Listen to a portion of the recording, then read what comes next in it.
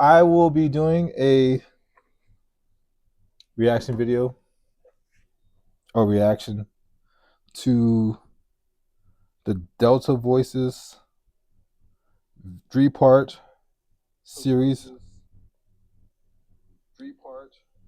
that covers myself and two other artists. I just did a whole bunch of stuff today, so I just can't remember everybody's name. But you gonna remember the names. You're gonna see the name, and they have really good works also. So shout out to everybody that put a brother on to Arkansas Museum of Fine Arts and the Delta Voices. Shout out to both Chris's. You know what I'm saying? Shout out to all the staff that took care of us while we were out there. Because the 3 videos came out, and then they flew us out to Arkansas. I wasn't streaming at the time, but if I was, I would have had all that documented because it was a fun time. But all right, here goes part 1 of 3. Delta Voices. Ready? Yeah. That's Renata and Von Davis. Yeah, that's me in Mid-City. That's back in the day.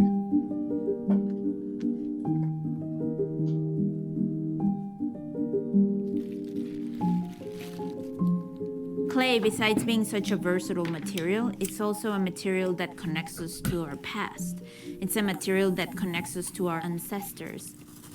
It's really one of the earliest materials that humans have been using. And the way that we are using it now in the art world, yeah, it's just another connection to who we used to be, to who we were, to how we started.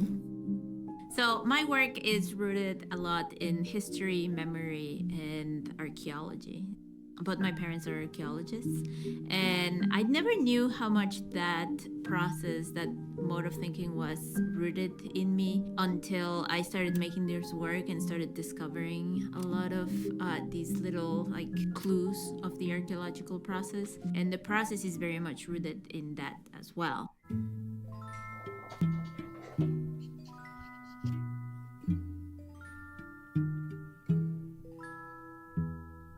Renata is particularly interesting because she is taking chances and using materials in ways that are different than what other artists are doing, particularly in the use of glaze. She's using glaze to create the object itself. I did fire though, I ain't gonna lie. She's casting that glaze as she would clay, sometimes with pieces of clay inside the glaze. Then she is polishing it, shining it to finish the surface.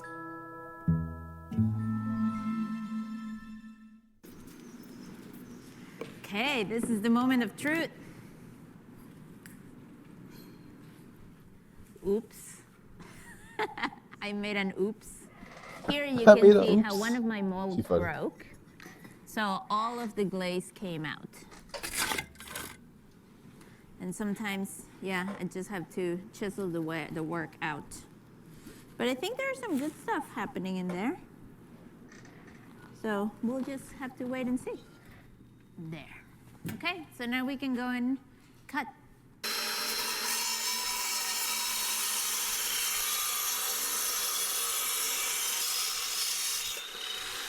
Oh yeah, look at that texture. I love it. Oh, look at those bubbles. Yeah. Yes. I'm excited to see what happened in it. It's excavating it and understanding everything that transformed and moved. The piece came alive in the kiln. And now, as it cooled, it kind of freezes in that moment. And what you're getting is the frozen moment, all of that energy. On this side, it seems like it has a mustache.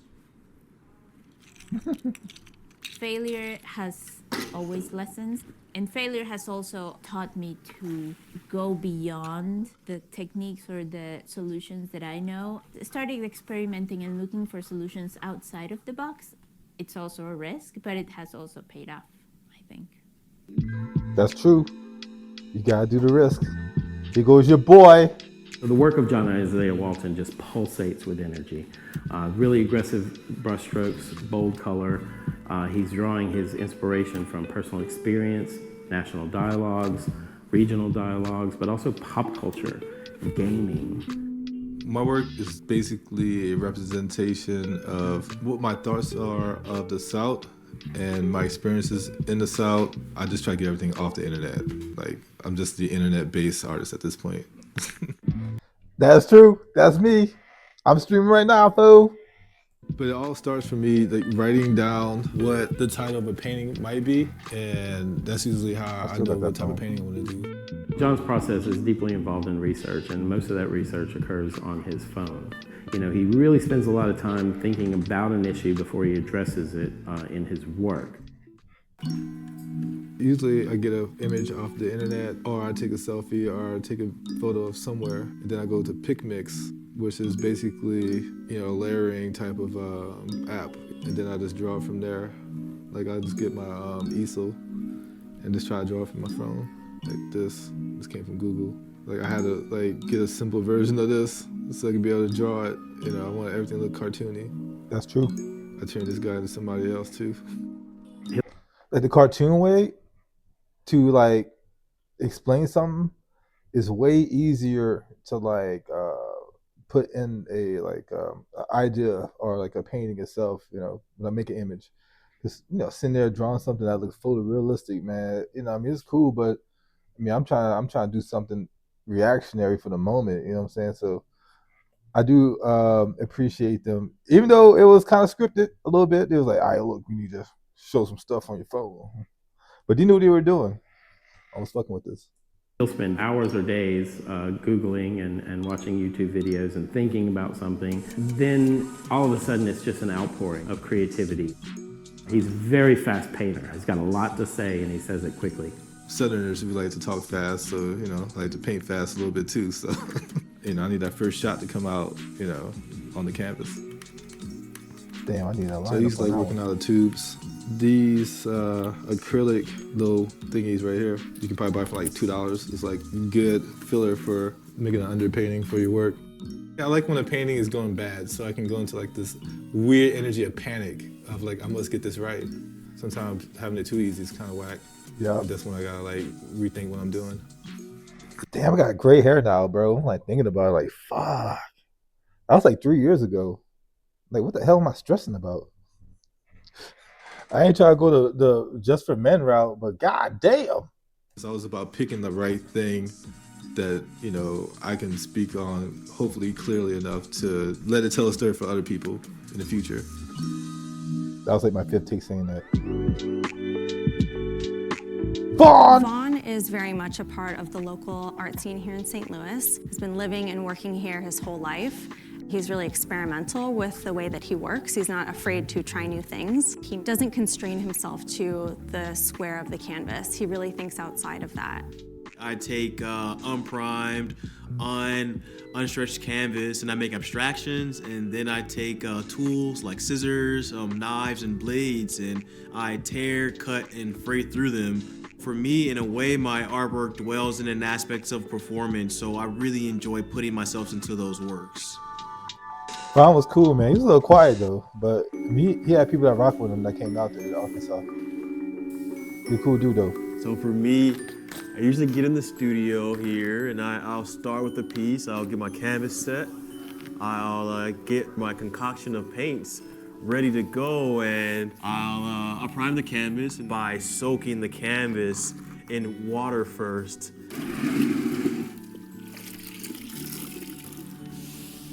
But it is my goal to get a very even coat of water throughout this piece. My studio is usually a puddle after I'm done with my work. Because I don't use brushes in my practice, I found a likeness to these car cleaning sponges here. But also, if I need a little bit of detail, I just cut the sponge down a little bit further. I really enjoy the canvases to work within the scale of a body. I really enjoy these canvases to mimic closely how we can see ourselves. Typically, I like to use a few different colors and let those colors mingle and muddle together upon the canvas. I choose to let this side dry out first, then I'll flip the canvas over and put an abstraction on the other side. Once both of those sides are dry and I'm completely settled on the amount of abstraction I've done, I either let the canvas sit, I'll roll it up, and maybe let it sit in my storage, or I go in and immediately start the fraying and cutting process. And this process is typically the most meticulous process, the most active, the loudest. You know, I think it challenges my viewer to really understand what happened, or like how the artwork got to the state it is. I would hope that my work could represent St. Louis in a way that is both poetic, but it's also real. So you can really see where St. Louis. I wonder how many times he slipped in the studio though. Like, that was a lot of water on the ground. I wonder if he like, hit that. Has come from and where St. Louis is growing. You know, in that way, I see that as my practice as well. I feel like the Delta is like a really fertile place for artists, and there's that space for growth in each and every one of us that live in the Delta. I'm by the bayou. I mean, got raised by the bayou. All right, wait, hold up. Let's see.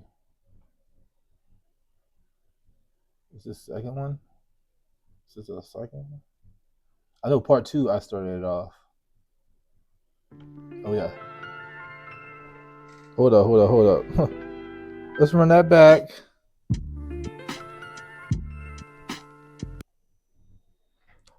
Run that back, Turbo. Look at that black light. I think it glows in the dark, by the way. All right, so that painting is a part of my black painting series, and a lot of the paintings within that one has to do with like the Virtual Boy video game, where it's like black and red as an aesthetic. It's like you gotta put your head this little headset, VR headset, and you just play this game. It's like I said, it's black and red. So I just have this fluorescent light, black light paint, where I just did the images of how I call it, keyboard warriors. So it has Shaka Zulu, Napoleon, and I made a whole bunch of other ones that didn't have to do with the whole. It didn't deal with the keyboard warrior aspects, but like different ideas of like internet tropes and stuff like that. Like build a troll. I'll show you that in another video.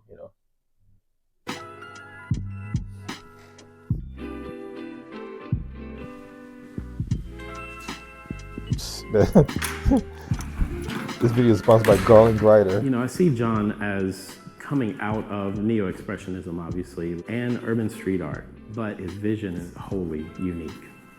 Within any single painting, he's addressing a lot of different things, and he's hitting on everything, whether it's race relations or the environment, gentrification in the city that he lives in, even the cultural clash between the digital age and tradition. Some of his references to the gaming world and the computer world I don't even understand, but he's always addressing things that are relevant to our culture right now, not just New Orleans, but a national culture as well.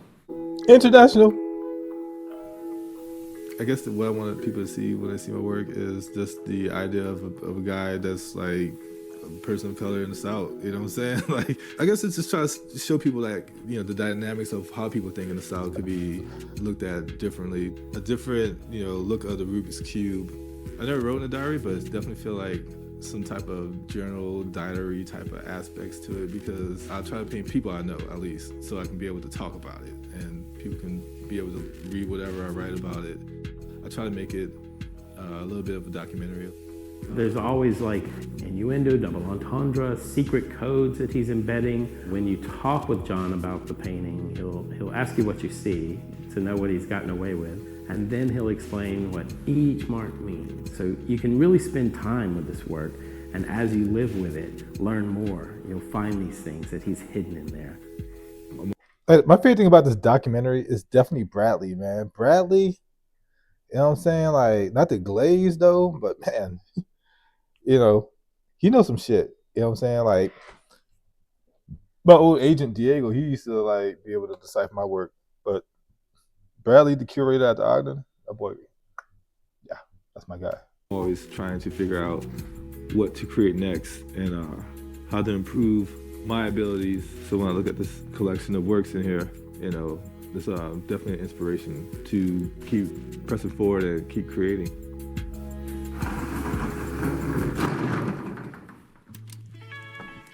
Vaughn!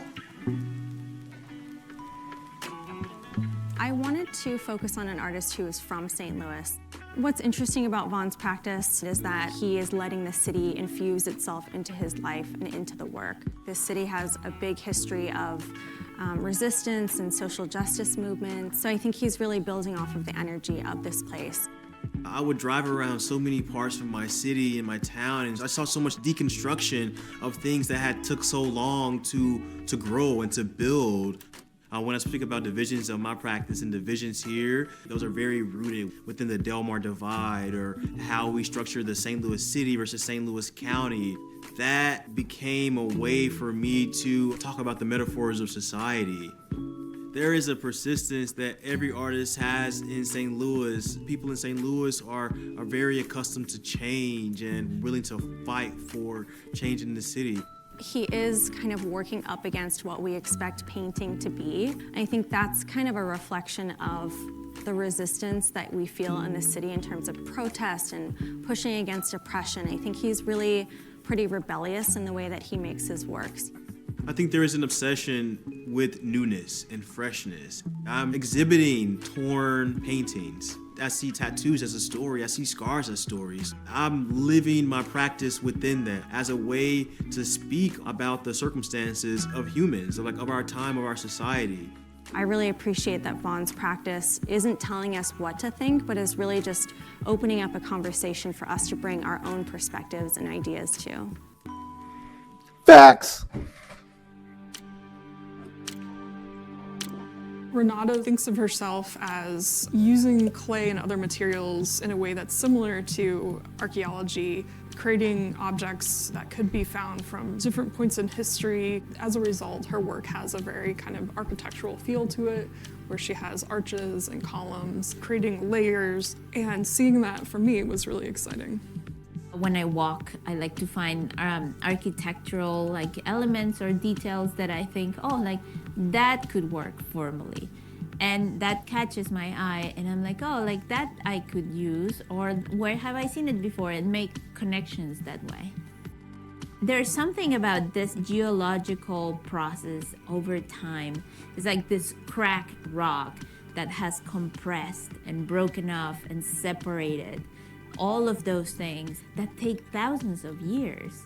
That is fascinating to me, and I am trying to condense into a few hours, 2 days within the kiln. If people can pick up on that, on the time and labor, I've already communicated something that is important to me, that it's things need to take time. Language is a thing that I think I need to learn to use more as a medium and not so much as a descriptor.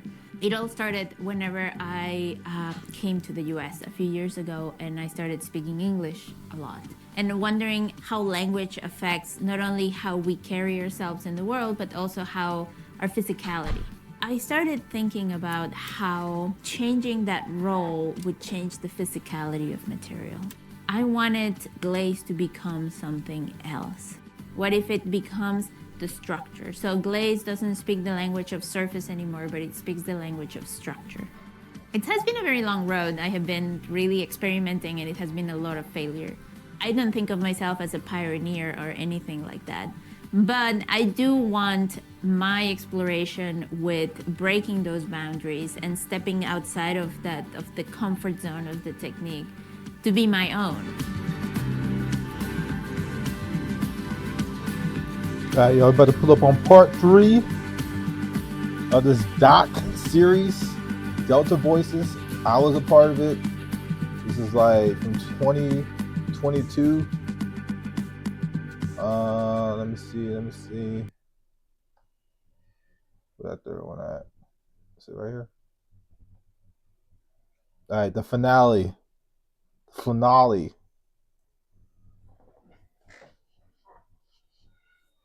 There are stories here that can only be told by people who are from here.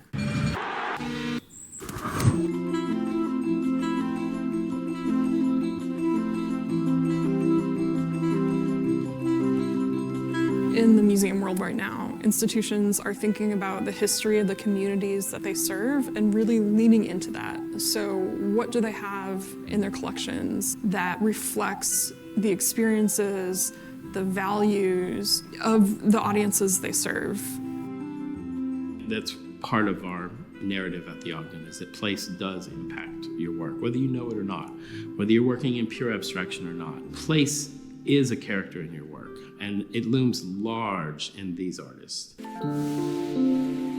St. Louis is a river city. Like many other Midwestern cities, I think it saw the boom and bust of industry. We have this kind of sense of being a flyover city, but there's so much talent and so much history that I think can be tapped into. Vaughn is very much a part of the local art scene here in St. Louis. He's been living and working here his whole life, and St. Louis really is a part of his practice too. My great-grandparents actually were the first black couple to move on their block. They would tell me stories of segregation, or they would look up and there were things tagged on their front lawn, people burning things into their lawn. Everything has a history. We're a very historic city, and there's a lot to learn about a city like us. I think the Mississippi kind of is like the essence of people here, very strong, very willful people. It always keeps flowing, no matter what happens here in St. Louis. There is a sense of the collective, for sure, in terms of the artistic output. A lot of the creative people in St. Louis are taking the leaps and bounds to really explore their creative potential outside of not only within the fine art world, but expanding that even further. We have all kinds of cultural institutions and museums, so I think the landscape here of art is really rich. It's more about bringing visibility to the art that's already here. I always think that every part of America at this point to have like a major city, like in some weird freaky way, there's like this art scene that is either kitsch or non-kitsch, which is like what in the contemporary vernacular was really popping, and stuff that you'll see get drafted into like the bigger art world realm.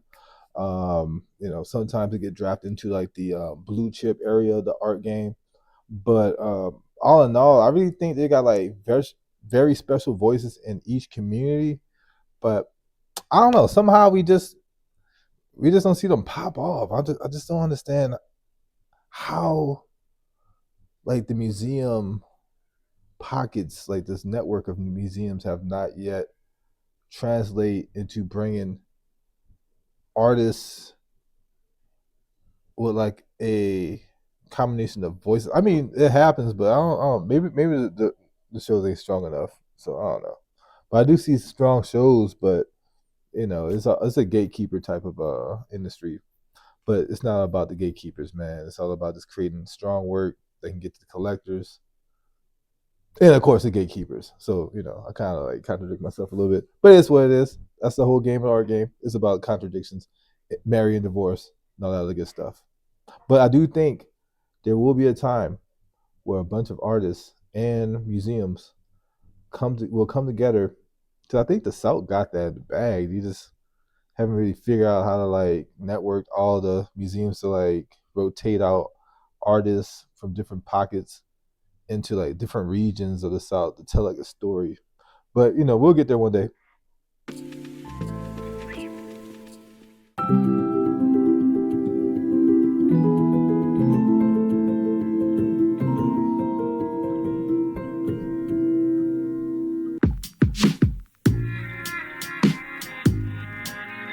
Renata came here because she was supported through her practice by a teaching opportunity. She calls Arkansas home right now, but she grew up in Mexico, and that's something that's reflected in her work.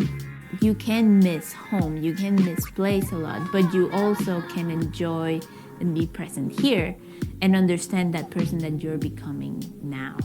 I think her work is maybe about home in that sense that it's related to her family and her upbringing. Both of her parents are archaeologists, and she spent a lot of time with them at digs, in the lab, and she thinks of herself as using clay and other materials in a way that's similar to archaeology.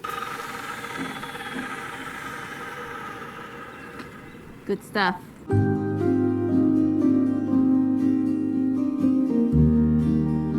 coming to the University of Arkansas, like that was probably the biggest leap that my work has taken because of the resources that are available. I can now buy the tools that I need to make my work. Also with my students, as I said, like understanding my work through them has been also transformative. But also in the other way of like finding a community here, not only a community of colleagues, but a community of artists. And I didn't expect to find such a big Hispanic community when I came to Arkansas. I have students that we can share histories and experiences together. I have a lot of neighbors that come from Mexico, and in that way, finding each other here in Arkansas has been a real joy. The stories here in Arkansas have not always been part of the larger conversation when it comes to art, and I think that's to the detriment of the art world in general. How many students we get from this same region is important because it means that they are getting what they need from here. Art has and will keep transforming this region and this area. Close it out. Bring your boy up. We're very much a part of the region, but we also like to punch above our weight class when it comes to arts and culture. In the past decade or so, we're starting to flex our muscle in that field and really have an environment where artists can thrive here. John Isaiah Walton is very much of the culture. He is part of the city. His work is so strong, it really speaks to our region, and it speaks to the larger kind of national dialogue we're having as well. Like everybody is putting their work on the internet, so you're seeing other people influence other people in different regions. Do they have a wardrobe? But thing? when it comes to New Orleans, I do think we have like some type of I can't even fit that shit anymore. distinguishedness to our works. You know, shine a spotlight on what you got going on. When I go into the painting, like the perspective of other people, and those people are from the South. When I do my work, I try to get that Southern magic out of there. You know, that Southern hospitality that you'll get that will turn into like a weird adventure. You know, like you might help somebody out, and next thing you know, you're having dinner at a rich person's house. This place is like all kooky and zany. That Southern magic is definitely real.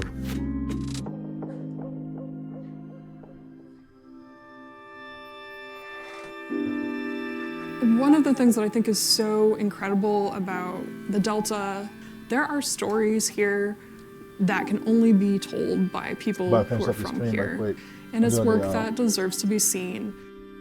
Being able to keep artists here, to have a culture around the arts that nurtures them, and museums that actually show the work is really, really important because now we get to keep that talent here. We get to build a scene. There's the food, there's the music.